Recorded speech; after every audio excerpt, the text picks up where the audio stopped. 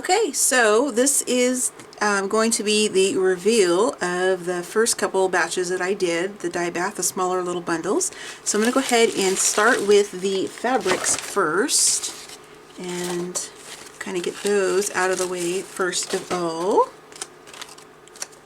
Okay, I have my heater on, so hopefully it's not too loud. It's just really cold out here. So there's just some lace. Let me zoom in just a tad. And I will use the white cardstock that I used in the other video, so it might be a little bit easier to see some of the colors against the background. This is so cool. Look at this.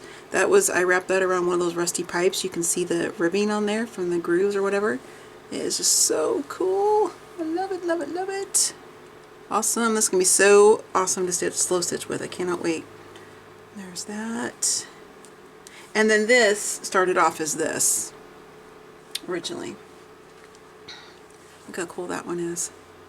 All the nice darkness and dark spots and all the marks from the paper clips, or paper clips, but also from the safety pins that I put in there. Not for closure purposes, but just to get those marks. So there's some nice mark making there. There's some lace. Now some of the items in this bundle, most of everything is duplicated in the larger bundle, the second batch that I did. So, but the results are different on every single piece because every individual piece is going to be different based upon what it was laying on. And like this one here, I had wrapped around that pipe with some string. You see the marks on there. So it's just really, really fun to see all the different marks you can create in different depths of color. These are all vintage linens except for the flour sack tail, and there's one other piece that's a thrifted piece I'll show you in a second. Look at the marks on there from the grooves on the end of the pipe. It's just so cool. I love it. Some cool rusty marks. This is a thrifted blouse. It was white originally, so this also made some really cool marks on some of the papers and things, and I'll point them out if I can remember to do that as I'm going through this. It's just so, so cool. And you can really see what the turmeric took to the dye. That was closer to the top of the bundle. And then for the last bit of fabric, because on the first bundle I used a couple smaller, I used some smaller bits of fabric to wrap that one. So I have several different ones for that. Alright, so let's move these out of the way and we'll go on to the papers and things like that. Okay, I'm just going to kind of put the box over here and just kind of start grabbing stuff. This is some old 1800s book page paper. This is just book page paper in general. Just some different white, brand new tags. These are the plain cards that I did. And the reason they curled is because I put them in the oven. Had I not done that, they would have stayed flat if I let them air dry. But I don't care about that. One, I can glue it back down if I want. I can stitch it back down. I can staple it, whatever I want to do. But I like how it does that. It's just an extra bit of texture. So that'll be fun to play with those cards. And just some more. Not trying to go too super fast, but I don't want to make this too long because I'm not quite sure how long the whole video is going to be. But here's one of the vintage library card catalogs pieces in there. Worked out really, really well. I mentioned this because I ended up filming the second dye bath reveal before this one, just because I had it closer to me. But I mentioned this in that one as well, that this is a varying thicknesses of this type of thicker paper, the old vintage bingo card paper, all the way up to dress pattern paper and even tissue paper, and it works just great. So you can use all different materials and thicknesses and things like that. This is where the blouse was on one of the pieces. You see the marks from there. These are some white tea bags that I got from Amazon. Well, they were white. And then another card catalog. So even though all of these came out of the same dye bath, nothing is going to be the same because it's in different spots. It has different bits of pressure, different layers. This is some Tim Holtz cut apart stuff there. And, just different places within the bundle itself and where the water, the dye bath absorbed differently, things like that. So it's all just so cool and so unique. And here's some more marks from that thrifted blouse. Really, really cool. And this is a tea bag. So that's a, you know, another thing you could do when you go thrifting, and I have a couple videos on that. I'll link that playlist below about how I go thrifting for, you know, fabrics and things like that off clothing. You may not even like the color or the print maybe of the article of clothing, but if it has like a really cool pattern on it, like that piece of blouse, you can use that for mark making on all kinds of fun projects. So sorry the lights just changed. It's kind of a little bit gray overcast. It's kind of got a little cloudy, so I apologize for that.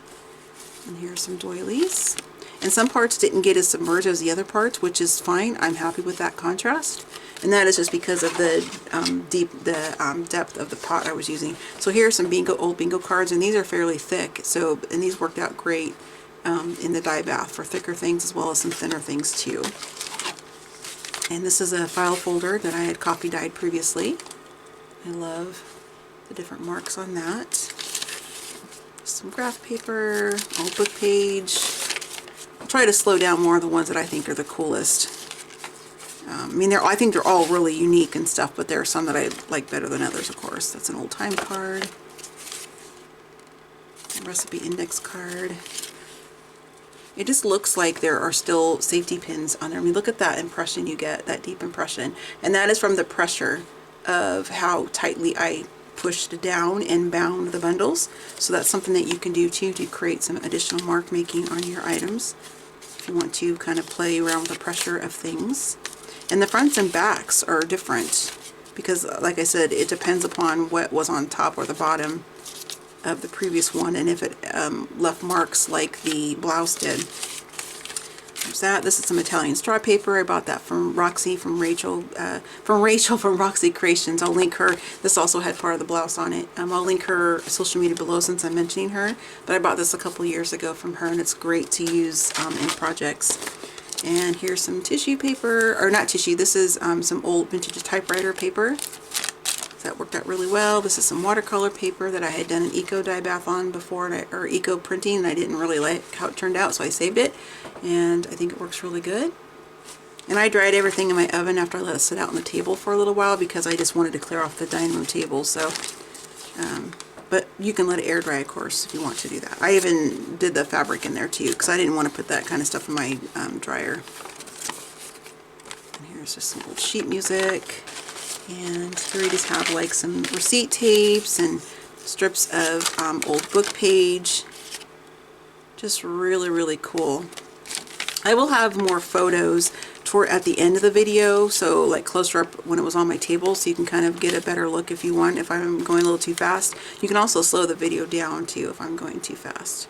Or speed it up if I'm taking too long, whichever you prefer. This is tissue paper from Hobby Lobby.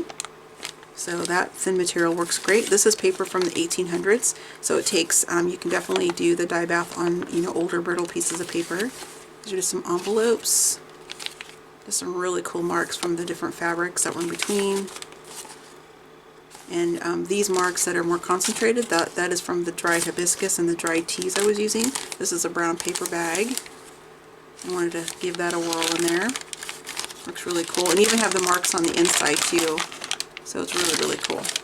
And then here are some more delicate, I guess, like that typewriter paper I showed you. Like this is a glassine bag, and they still open, so you can use it for packaging if you want.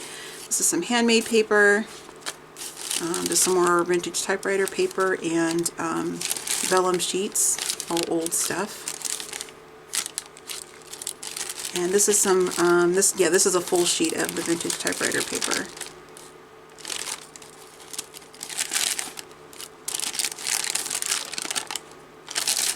And then this is dress pattern paper, so you can use stuff as thin as this, as I was mentioning earlier. We all know how transparent, how delicate and thin this stuff is. So you can definitely use that as well and get some really cool marks. And added textures. This is great for mixed media, for collage, for journals, tags, scrapbook layouts. I mean, anything you can think of, home decor, whatever you want to use it for. It's great to use it for those purposes. And this is the instructions that come in the dress pattern packages. And then just some coin envelopes, some smaller tags, little bits of paper. This is another Tim Holtz thing. I wanted just to kind of play with some, you know, new paper. And then here is another tea bag. This is these are the strings that I used to bind around everything. And then this is some sheet music here. So, and that is everything from the first couple smaller batches that I did. And I hope that you enjoyed kind of watching the process of me gathering the materials and kind of tearing them, cutting them down to size, creating my layers and my bundles, and then the clips of me showing you how I had them in the dye bath and everything, and then the kind of final reveal. So hopefully this was fun and entertaining. I don't know if entertaining is the right word, but hopefully it was something that was interesting, I guess is the better word to use, for you guys, and that maybe I hopefully inspired you to do this really fun old age, been around for eons, of eco dye bath and stuff like that. It's really fun. So hope you want to give this a whirl. I mentioned this in the second video, or the second batch, because I filmed that first, like I said, but I'm going to be, once my website is up and running, I'm going to be selling different size bundles of and fabric bundles and paper bundles and things of future eco dye baths and stuff, because one, I know that, you know, there are people who either maybe A, don't want to mess with it, don't have the resources to, don't have the space, the time, or whatever, and just for convenience they want to just buy already done bundles, much like people who purchase and sell coffee dyed and tea dyed pages and things like that. So I'm going to be putting together different bundles. The prices will be, you know, I think are going to be reasonable. Some, it's going to depend upon if I'm using 100% vintage, authentic vintage papers and fabrics and whatnot in the bundles. Then of course, as we know, vintage stuff is, you know, kind of one of a kind type of stuff and a little bit more harder to find, versus like, you know, new things like coin envelopes and, you know, card. Well, these are old playing cards, but you know what I mean. And then, you know, I'll have some bundles where it's a mixture of both. So just kind of put some different things together. So if you're interested in something like that, and you want something, you know, before I even get my website done and stuff, just off of some of the bits I already have done, you can just send me an email or message on my Purple Cottage Crafts Facebook page, on my Instagram, leave a comment below. All my social media information is always linked below, and then we can just kind of go from there and work it out. And otherwise, you can just wait till I get my website published and you can buy it from there if you so choose to do so. A little commercial, sorry about that. That's something that's going to be coming to a website near you. So anyway, thanks for sticking with me, and I hope you enjoyed this process. And as always, if you have any questions or anything, just leave them in the comment section below, and I will see you guys in my next video. Stay safe out there, everybody, and healthy, and I'll see you next time. Bye!